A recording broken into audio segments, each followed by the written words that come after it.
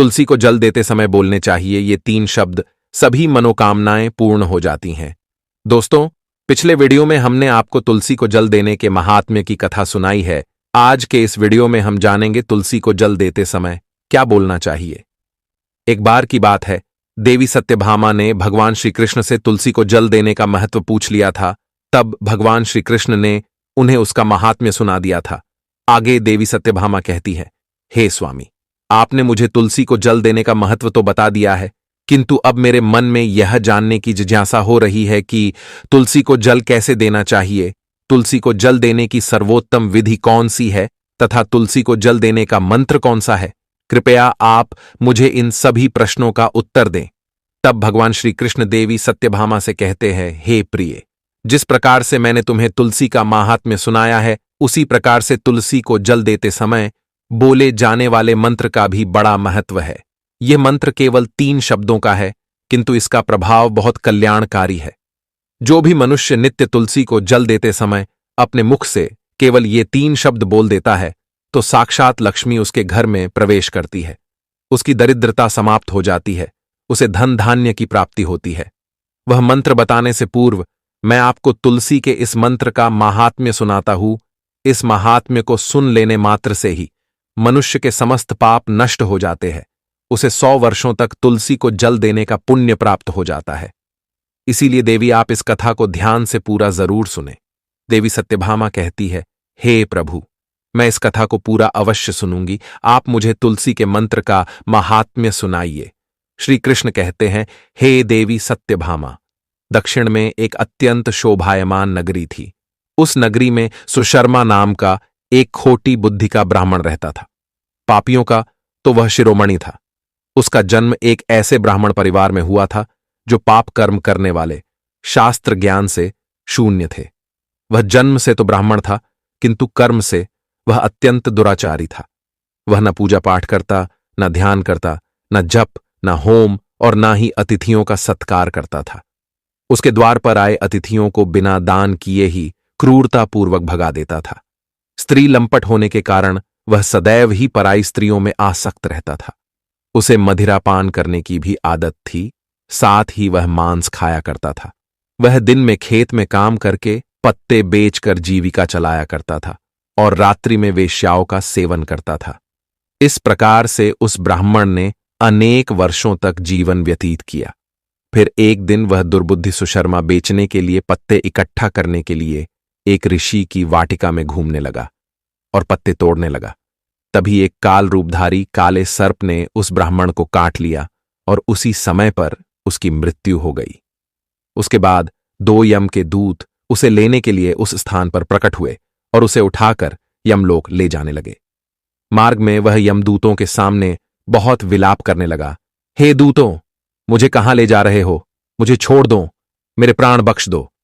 किंतु यमदूत उसे यह कहते हुए ले जाने लगे, अरे दुष्ट ब्राह्मण, तेरे पाप कर्मों के कारण तुझे सांप ने काट लिया है। अब यमराज तुझे अवश्य घोर नरक में डाल देंगे। फिर यम के दूत उस ब्राह्मण को लेकर यमलोक पहुंचते हैं और यमराज के सामने खड़े हो जाते हैं।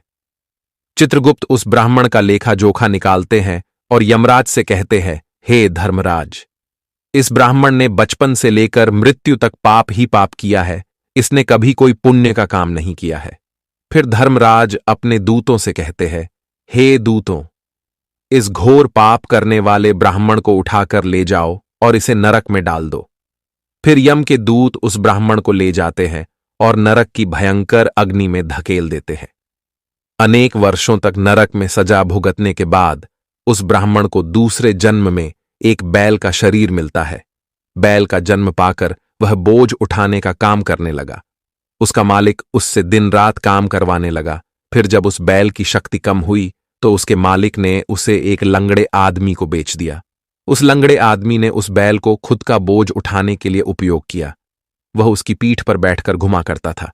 इस प्रकार से उस बैल ने 8 वर्ष तक उस लंगड़े आदमी का बोझ उठाया। फिर एक दिन वह लंगड़ा आदमी उस बैल की पीठ पर बैठकर किसी ऊंचे पर्वत पर जाने लगता है। उस पर्वत पर बहुत देर तक चढ़ने के कारण वह बैल बहुत थक गया, उसकी शक्ति क्षीण हो गई और कुछ समय बाद वह बैल बहुत जोर से मूर्छित होकर जमीन पर गिर पड़ा और अंतिम सांसें लेने लगा। तभी वहां पर खड़े लोगों को उस बैल पर बड़ी दया आ गई और वे उसके मुख में पानी डालने लगे। फिर उन लोगों में एक पुण्यात्मा व्यक्ति था। उसने उस बैल का कल्याण करने के लिए अपना पुण्य उस बैल को दे दिया। उसे देखकर अन्य लोगों ने भी अपना अपना पुण्य याद करके कुछ पुण्य उस बैल को दे दिया ताकि उसे मुक्ति मिल सके। उसी भीड़ में एक वेश्या भी खड़ी हुई थी। सभी लोग अपना पुण्य उस बैल को दे रहे थे। यह देखकर उस वेश्या ने भी अपना पुण्य उस बैल को दे दिया। कुछ देर बाद उस बैल की मृत्यु हो जाती है। फिर उस स्थान पर यमदूत आते हैं और उस बैल के शरीर से उस ब्राह्मण की आत्मा को निकालकर यमलोक ले जाते हैं। यमलोक ले जाने पर उसे यमराज के सामने खड़ा किया जाता है और फिर चित्रगुप्त उसका लेखा जोखा देखते हैं तो वे आश्चर्य में पड़ जाते हैं। उस वेश्या के द्वारा उस बैल को दिया हुआ पुण्य बहुत बड़ा होता है।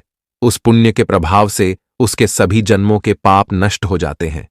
फिर यमराज उस ब्राह्मण के सभी पाप क्षमा करते हैं और कहते हैं, हे ब्राह्मण, उस वेश्या ने तुझे अपना पुण्य देकर तुझ पर बड़ा उपकार किया है। केवल उसी के पुण्य के कारण तुम्हारे सब जन्मों के पाप नष्ट हो गए हैं और यमराज उसे फिर से मनुष्य जन्म प्रदान करते हैं। इस बार वह पृथ्वी पर आकर एक उत्तम ब्राह्मण कुल में जन्म लेता है। उस महापुण्य के प्रभाव से उसे इस नए जन्म में अपने पूर्व जन्म की बातें याद आने लगती है। जब वह ब्राह्मण बड़ा हो जाता है तो उसे याद आता है कि पिछले जन्म में जब वह बैल था तब एक वेश्या ने उसे उसका पुण्य दे दिया था। इसीलिए उसके मन में उस वेश्या के बारे में जानने की इच्छा होती है और उस महापुण्य के बारे में जानने के लिए उस वेश्या का पता लगाकर उसे ढूंढते हुए उसके नगर में चला जाता है। वह वेश्या अब बूढ़ी हो चुकी थी। फिर जब उसे वह वेश्या मिल जाती है तो वह उसके सामने जाकर उसे बार बार प्रणाम करता है और उस वेश्या का धन्यवाद करने लगता है। वह वेश्या कहने लगती है, हे ब्राह्मण श्रेष्ठ, आप कौन हैं और किस कारणवश आप मुझ वेश्या को धन्यवाद दे रहे हैं? मैंने आपका कौन सा कार्य किया है जो आप मुझे नमस्कार कर रहे हैं?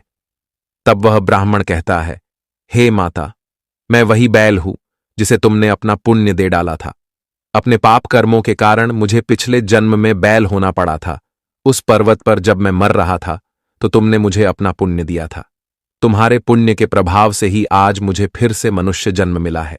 तुम्हारे द्वारा दिए गए उसी पुण्य के कारण मुझे अपने पूर्व जन्म की सारी बातें याद है।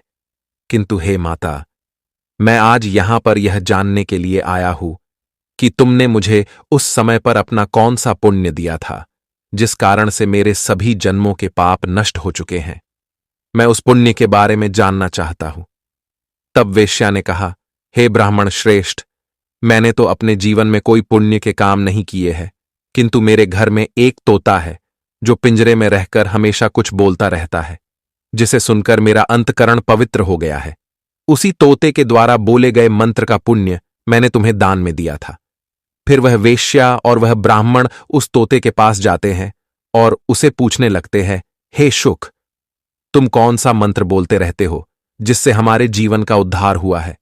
यह मंत्र तुम्हें किसने सिखाया और इस मंत्र का क्या अर्थ होता है? तब उस तोते ने अपने पूर्व जन्म का वृतांत सुनाना आरंभ किया। वह तोता कहने लगा, हे ब्राह्मण श्रेष्ठ, पिछले जन्म में मैं एक ब्राह्मण था। मैं अपने ज्ञान के अहंकार में अंधा हो चुका था।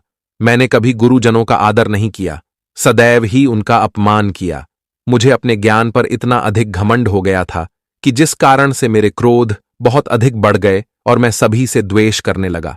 अन्य मनुष्यों को तुच्छ समझने लगा, विद्वानों का भरी सभा में अपमान करने लगा। फिर कालांतर में मेरी मृत्यु हो गई और मुझे यमलोक ले जाया गया। पूज्य जनों और गुरुजनों का अपमान करने के कारण मुझे तोते के कुल में डाल दिया गया और मेरा जन्म एक तोते के रूप में हो गया। मेरे पाप कर्मों के कारण छोटी अवस्था में ही मेरा अपने माता पिता से वियोग हो गया। फिर मैं पेड़ की डाल पर बैठकर रो रहा था तो उसी स्थान से कुछ मुनि जा रहे थे। उन्होंने मेरी दयनीय पुकार सुनी और मुझे लेकर अपने आश्रम में चले गए। वहां उस आश्रम पर उन्होंने मुझे एक सुंदर पिंजरे में रखा और मेरा अच्छी तरह से ख्याल रखा। वे मुझे नित्य भोजन दिया करते थे और पढ़ाते थे। उस स्थान पर वे ऋषि मुनि, उनकी स्त्रियां और बालक सभी नित्य तुलसी के पौधे को जल देते थे और उसके सामने एक मंत्र का जाप करते थे। उन्हीं के मुख बार बार उस मंत्र को सुनकर मैंने उसे रट लिया और तभी से मैं उस मंत्र को जान गया हूं और वही मंत्र में दिन रात बोलता हूं। उस मंत्र के प्रभाव से मेरी कभी मृत्यु नहीं हुई और मेरी आयु 100 वर्ष की हो गई और मैं इतने वर्षों तक जीवित रहा। इसी बीच एक रात को एक चोर उस स्थान पर आ गया और उसने मुझे वहां से चुरा लिया और फिर इस वेश्या ने मुझे उस चोर से खरीद लिया। इस वेश्या के घर पर आने के बाद भी मैं उस मंत्र को बोलता रहता था, जिसे सुनकर इस वेश्या का मन भी पवित्र हो गया और इसने वेश्या का काम छोड़कर भगवान विष्णु की भक्ति करने लगी। उसी मंत्र के प्रभाव से मेरे पूर्व जन्मों के सभी पाप नष्ट हो गए और उसी मंत्र के प्रभाव से इस वेश्या का भी अंतकरण पवित्र हो गया। हे ब्राह्मण देवता, उसी मंत्र के पुण्य से आप भी पाप मुक्त हो गए हैं। इस प्रकार से तोते ने उस ब्राह्मण को और उस वेश्या को सारा वृतांत सुना दिया, जिसे सुनकर वह ब्राह्मण और वेश्या दोनों ही अत्यंत प्रसन्न हुए और फिर वे दोनों ही नित्य तुलसी को जल देकर उस मंत्र का जाप करने लगे। फिर वह तोता, वेश्या और वह ब्राह्मण तीनों उस मंत्र के प्रभाव से दिव्य विमानों में बैठकर विष्णु लोक को चले गए। श्री कृष्ण कहते हैं, हे देवी सत्यभामा, देखा आपने, केवल तुलसी के इस मंत्र के प्रभाव से उस तोते के, उस वेश्या के और उस ब्राह्मण के सभी पाप नष्ट हो गए हैं।